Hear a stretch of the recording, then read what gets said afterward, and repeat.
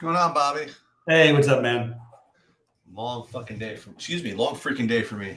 I think you're allowed to curse. Yeah, just updated the projections. I'm just about to look at everything now. But when I took a really quick glance, I mean, all the value kind of stinks. I don't want to say stinks, but just the projections are just not really that overwhelming, So I don't know exactly how to handle it. Yeah, I think you got to play some suspect things. Kuminga, Sohan's going to project really well now because of what's his name, Keldon Johnson out. I still like Nuora as a potential play. I like that Indy San Antonio game in general. I don't know who's going to play in Denver yet. We at least know the Keldon Johnson news. You have Branham, who's questionable also, but I think he's expected to play. But if he's out for any reason, that just opens things up more. I think Bassey's reasonable to take a shot on as a cheap play. I think that McDermott is a guy you could take a shot on. So those are the guys who I'm looking at, like for value. Matherin, we talked about both Neesmith and Nemhard, if you want to go that direction. They're not exciting ones, but if you get the right spend ups, I think that playing those guys makes sense. And you kind of can play them together in a little bit of the stack, which I do like, because then if it breaks your way, you're really crushing. But I like trying to have things ready for that thing, and I want to use my spend ups on Luka and Embiid primarily. I think Kyrie is interesting. I think that Halliburton, if he plays, is a great play. And then I like Paul George and Kristaps a little bit. I'm open to Jordan Poole, but I haven't quite found a build where I really like with him. And then going back to what you said earlier, the guy who I'm going to try to force in a bit is, not to what you said, but what you asked about earlier is Westbrook. Westbrook and Podol, I'm gonna play a little bit of. This is the kind of slate where you can take these kind of chances. I feel like a little bit easier than you normally would. I think the Podol thing sort of speaks for itself because he's not closing. People don't want to play him. But it's not guaranteed, first of all, that he wouldn't close. And it's a great matchup for him. So I like the idea of getting these guys at really low ownership. He and Westbrook being the two most unique ones, I think I said in the list of guys I liked. Talk to me about Miles Turner. I like Miles Turner too. And I like his skill set on FanDuel for this matchup. I think steals and blocks should be a big thing. Yeah, I like him. I think that he's another one, like, if you play him, like, I think that he's cooler, but I like him. I don't know what to say. When I ran my SaberSim build just now, it gave me only 20 lineups, though. It gave me 100% of Turner. That's the only reason I mentioned it. Yeah.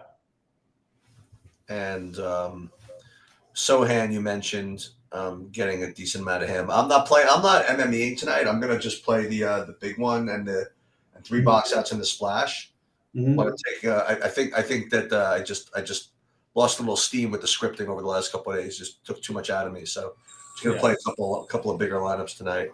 Yeah, but I still like to use SaberSim to see what kind of stuff kind of gets put up there. I'd like to take a shot with like I said, with the George Poole thing a little bit later.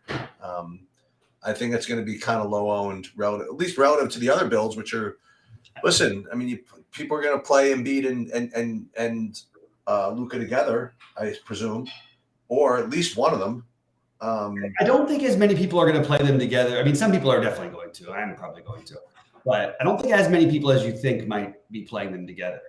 I mean, I actually have like Luka right now is projected to be less owned than Poole is. That's kind of interesting. So just for fun, let me share my screen. I want to just show you what these kind of lineups look like. Share screen, entire screen, share this one. So what I'm going to do is I'm going to build like 20 lines. Oh, actually, let's just build 50 just for the sell of it. I'm going to lock in Luka and Embiid just to see what value shows. You know what I mean? Like if people played that way, if they try to play Luka and what's his name, Embiid, what values you think you're going to show up? You're going to get a lot of Jalen Smith, you think? I mean, where? I don't know. You're very high on this Jalen Smith thing, I can't. That's what we're going to get to. I think it's the guys.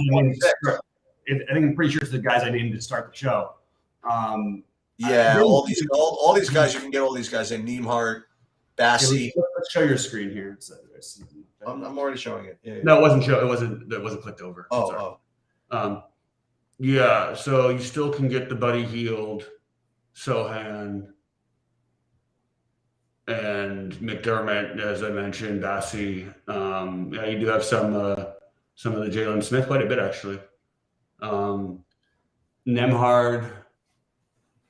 Do you intend? Yeah, it seems kind of weird to play 4 of those Pacers if Halliburton's playing, right? It is a little weird. I don't think you need to play that many of them.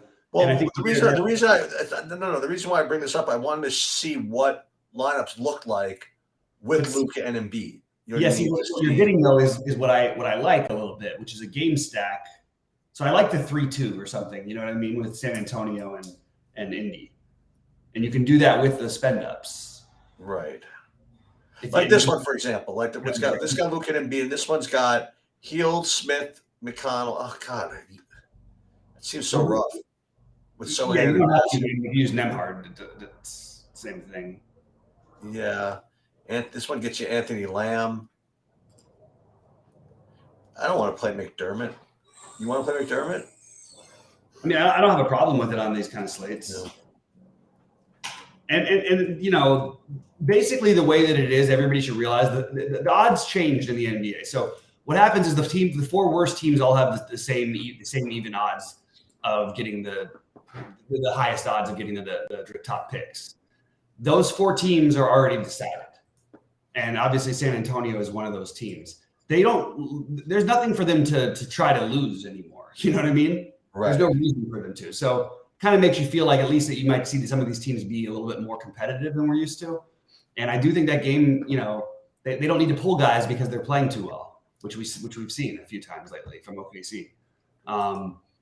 So I personally like the idea of trying to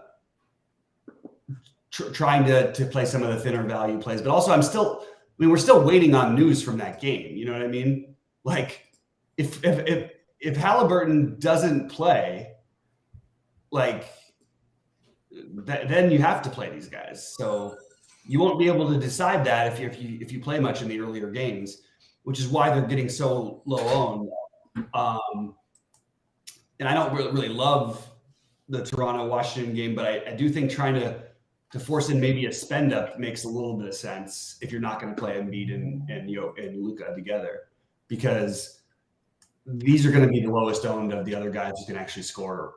You know, even if they just 5x, you're not going to have a bunch of guys scoring 70 fantasy points tonight. There's only 2 that really right. So, which is why basically every spend up that has some ownership attached with him. Like, I mean, every single, like, even guys like Kuzma is getting ownership tonight, like at 7,700. You know, it's just a little weird. So to try to get unusual, that's why I like the idea of going for the single digit guys and maybe Podol or Westbrook. And I think that you'll get low ownership on those guys, and there's no reason why those guys can't at least 6x their salary, while the other them who are a little more expensive fail. Turner, Sohan. I like Sohan. I just think he's going to be like a star. Like, I think he's really good. He's 19, you know. Right.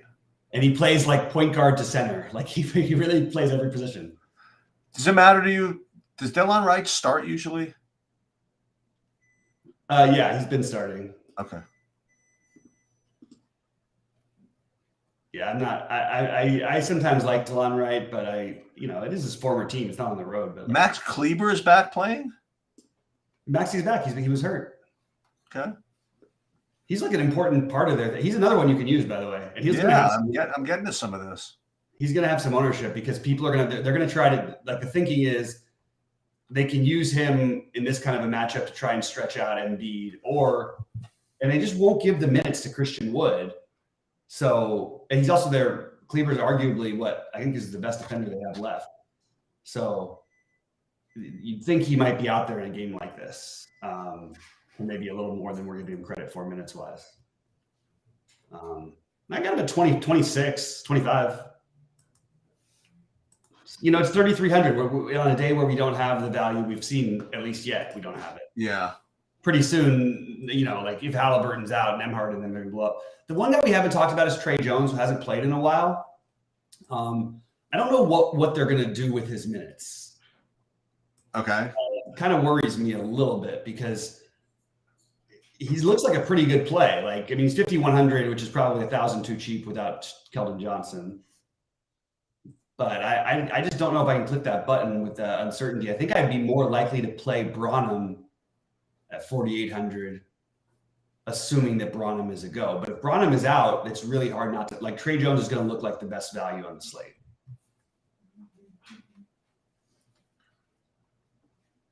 Embiid, Jalen Smith. Did we talk about Kuminga? You like him at all? I'm playing him. I mean, but again, I look at these things as placeholders, like until we get other news. And I know there's only 4 games, but that's you know, that's all we can really do tonight. Kleber on a minutes limit. So, but the minutes limit is substantial. I think it's like I think it was like 26 or something. Maybe it's 20. Okay. Because he played 25 and a half the last game. I mean, Evans. Would like Zach Collins at all? Will there be another updated projections before lock? Evan's asking, which I think that is either a joke or that the truth is I think you pushed them already since nothing's happened. I did. Yeah. So there won't be another one between now and lock. Yeah. Unless something happens. I don't know. I'm fine with Zach Collins. Halliburton gets ruled out in the next 15 minutes. There'll be another update. Yeah. My thing with Zach Collins is like, you're going to play a guy who gets less minutes than Podol and is going to have 10 times the ownership. So why wouldn't I just play Podol? Unless I was just completely stacking that game, like with 6 guys. That's interesting. You know what I mean? It's just, does Podol outscore him 1 out of 10 times? He's outscored him the last 3 games. all the games in his new situation. Like, yeah, I kind of like that idea. Yeah. Let's go. I think I'm going to have to do it in one. I played 2 555s, and I think I'm going to have to put it in one. And I think with that kind of a build, you can go for more middling. You can play the Podol with Turner. You can pick from the Jordan Pooles who you like. You know what I mean? Or Westbrook who I kind of like, or Paul George. And you don't really need to worry about this sort of nonsensical value. I mean, that's pretty logical, but you're going to need points tonight. Yeah. And it's hard to get them, and that's why it's hard for me to resist the temptation of playing on a nationally televised game the 2 biggest studs, especially when you factor in that Philadelphia is on a back-to-back, flying from Miami, but Embiid didn't play, and is like the only guy that didn't play. So you'd think he'd be ready to go here. I'm going to have a hard time not playing those 2 guys, at least in a good portion of my lineups. Because look who else you're talking about projection-wise. You still have Halliburton, who I like. I'm not playing Harden tonight. I don't know what he did in Miami last night. I really don't. I think Kyrie is really interesting. I think Siakam is another one. Kawhi is going to have some ownership, but not that much. All of these are the middling guys like Porzingis, Paul George I mentioned. Van Vliet is another one you could consider. There are options. They're just basically all getting some sort of ownership. Right. Yeah. That's why I like the guys who, give me a shot at the Westbrook at probably around 10%, and give me a shot at Podol at probably around like 3%. What do you think of Draymond tonight? He's another one of those guys you could consider. I don't love this like matchup or anything for him, and yeah, it's fine. I have no problem with it. Like they're trying to win. They're playing competitive games. It's that you can probably boost up what early minutes were. Although he hasn't really played more than he had the 34-minute game. He hasn't really played a ton of minutes. I don't know. I still prefer DiVincenzo as a player from that game, which feels really weird to say out loud. But he's been, pretty active and fairly consistent. I don't know. I actually, it's a lot. This is not a fun slate, which again, I got to remind myself when I say that the last time I said that I won a tournament. So there it is. And I did it with what my first instinct was, which was to play Luka and Embiid together. So that's going to be what I'm probably going to roll with nothing having changed. By the way, how about John Rahm today? He got the lead. Yeah, he shot 7 under, but he was a monster. 7 under. That's a tough course. Yeah, I mean, he was like birding all the holes that were like playing at a full stroke over par. Like, it's just crazy. I got a bunch of guys at like -1. I mean, I have in one of my things. I have everybody at even or -1, but it's like nobody's doing well though. In my 555, that's gonna need some help there. Oh, Fleetwood +1. That's annoying. It's annoying. I think I really think a bunch of Keegan Bradley. He's -4. That's good. I'll bet you though the cut line ends up at +3. I love Cantley and Schauffele are just doing their thing. Yeah, they're cruising. Mitchell had a double bogey, which kind of annoyed him, and then he made a birdie to get his round even. That's fine. Yeah. To Slick in chat, by the way, saying Draymond doesn't shoot. Of course we know he doesn't shoot. Draymond never shot. He used to shoot 10 times a game. He's now in the 6 to 8 range usually, which is what he always has been. Basically, it's for the last 4 years since Kevin Durant got there. He hasn't taken. It's been the same Kevin. It's been the same Draymond in terms of shots. He doesn't shoot, but that doesn't really mean anything to me. It's not a great steal block matchup. It's not the assists could be there, but he's got other guys to compete with on his team. I don't think there's any special reason to play him tonight, but he's another one to consider. Yep. Christian Wood is terrible, by the way. He's a terrible basketball player. I just want to say this: like he's a very skilled offensive guy who makes every team he's been on worse. And his minute, like he's always negative in his minutes. Even when he played for Detroit and he had all those big games, just because guys put up big numbers doesn't mean that they're actually good basketball players. And you don't have to look any further than we had the guy we had in our lives who everyone was trying to convince us was the greatest center in the world, Hassan Whiteside. And look what happened. Oh, what happened to him? Yeah, he just fell apart. Is he still in the league? No. Oh, that's too bad. I like it. He's such a good fantasy player, but he's a terrible guy to have on your team. Like he doesn't he blocks shots, but somehow he only focuses on the ball wherever it is. So like he gets to the backdoor lob dunks and he's not even paying attention, but he blocks a ton of shots because he's always looking at the ball. Like I don't know, and he can't really do anything else. He's like, I mean, he's got skills. He's just so inept as a human. Yeah, he really was like a tremendous shot blocker and a tremendous fantasy player, like you were saying. There was one night I remember where he was like a mid-range guy who was like projected for like a middling score, but ended up like it was a huge slate and all this stuff. And he ended up like point something percent on whatever, like nothing. And he had 79 fantasy points at halftime. I remember that. Yeah, what did he have? Like 11 blocks in the first half or something. I remember that. He was like, what the hell is this? I think he ended the game with less, but that's a him thing.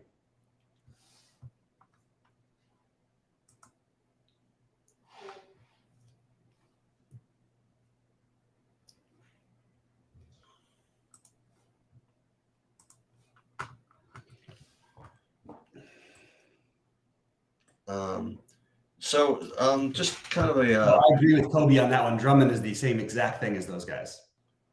Sorry. He's what? He's the same as those other guys, Whiteside and Wood. It's like the same thing. Really, No, I mean, Wood could play off. I mean, Wood can score. I mean. Yeah, but I mean, Drummond his numbers are pretty astounding. Yeah, well, Charles Bassey is a yes. Wood could score 40 real life points. I mean. Yeah. No, Wood is really talented. He just is a terrible for your team guy. But maybe they find a nice way to use him.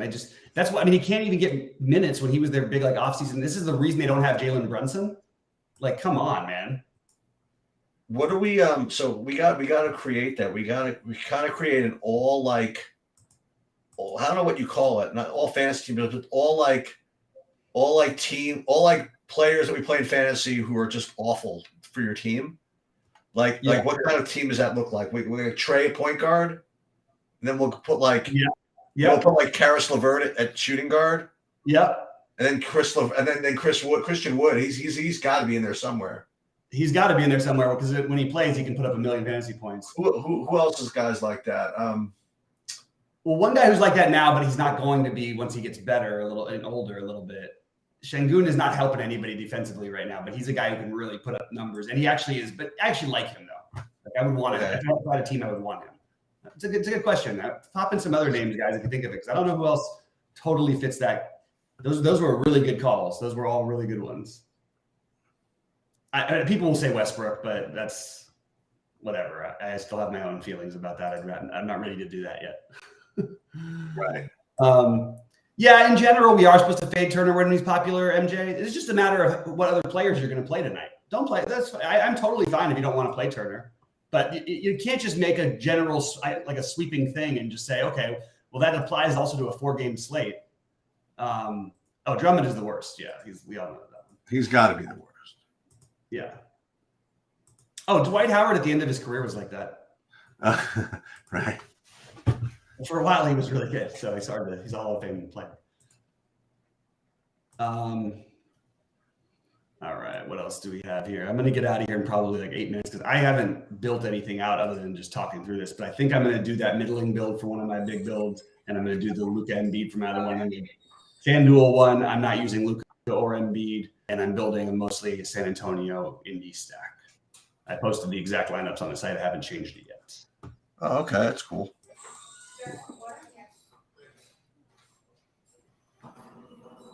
Oh, Montrez. That's a good call, Jimmy. Montrezl Harrell's another guy like that. He was a guy who, like, 4 years ago, you kind of did one on your team because that energy for 20 minutes was great. But it's just he's just totally like defensively become awful. I don't know exactly what.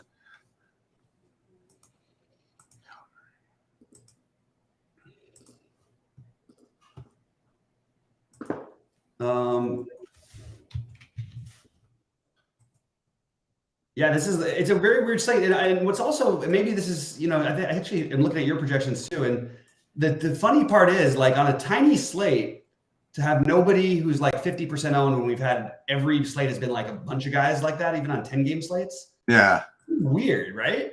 A little bit, huh? Yeah.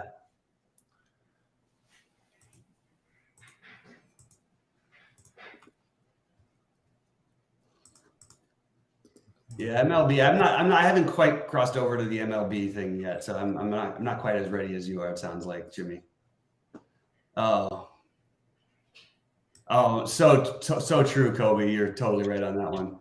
But he's talking about he fumbled the bag so hard, like, because he really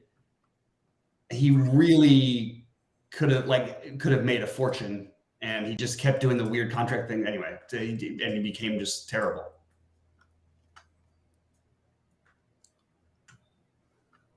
Sorry, I got distracted by the golf check-in. Adam Scott, my guy, up to 3, finished at 3 under. All right. Well, that's good. Nobody played him, which is, always nice. Where did Webb Simpson end up, I wonder? I didn't end up using that much. I was really intrigued by it, and he was doing well for a minute earlier today. He ended even. Pretty solid.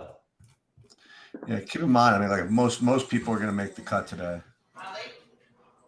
What do you mean? Because there's not that many people in, Oh, in the tournament? Yeah. Yeah. But you still want the guys. It's going to get ugly tomorrow. Like, yeah. And I think that you need to, Matsuyama, okay, he ended 1 under. I'll take it because he had a rough start. Oh, Rory did not have a good day. I wonder what happened to him. He was +1.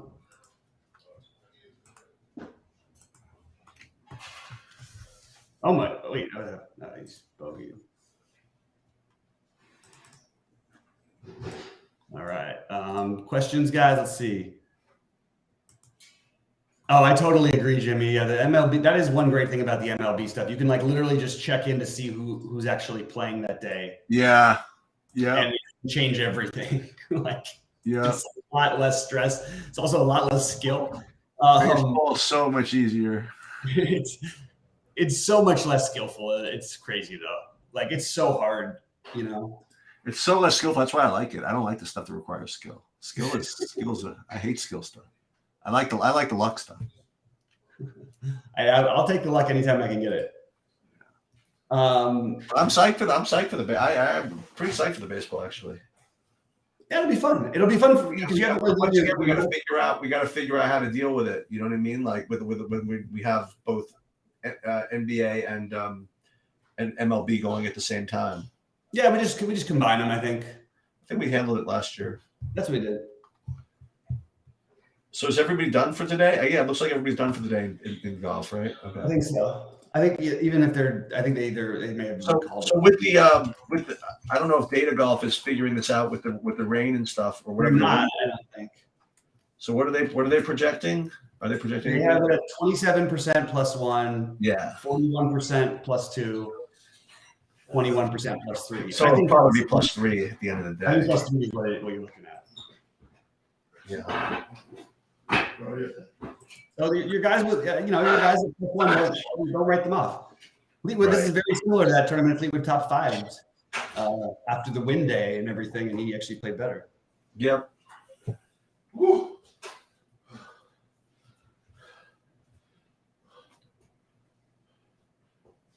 You okay? You okay? Huh? You okay? All right. Okay. Okay. Just got rest. It's heavy, so.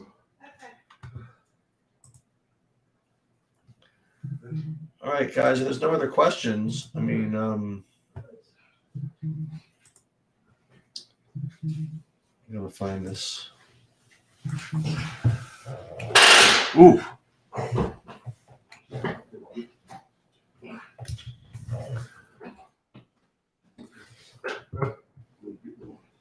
All right, I guess I'm gonna get out of here. Yeah, I don't know what else to touch on the NBA without any. I mean, it's just one of those 4 gamers. Not a whole lot to talk about. Yep. Any news? I'm sure will be in Discord. But Yep. let's take it down.